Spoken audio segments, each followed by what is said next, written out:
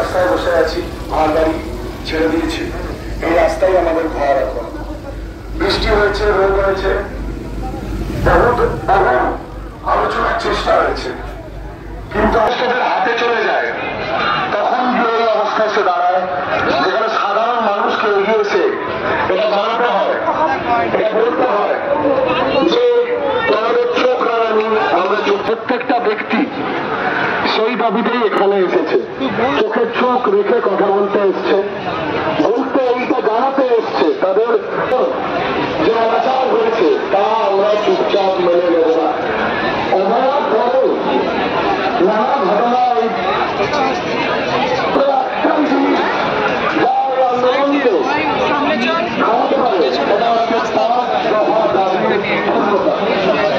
তাই জন্য এখানে আমি আরেকবার সেই 5 দফা দাবি তো কাজেই সারা দলের কয়েকটি ছেলের মধ্যে একত্রিত গেছে। এবার আসি স্বাস্থ্য ভবন সূত্রে।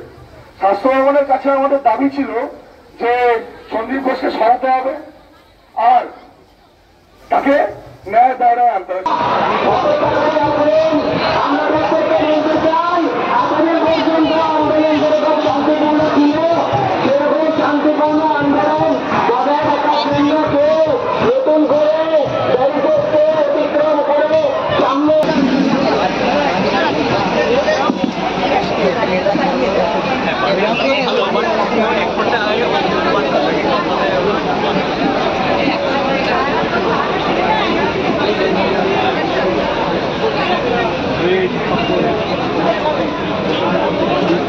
बिस्किट हो बिस्किट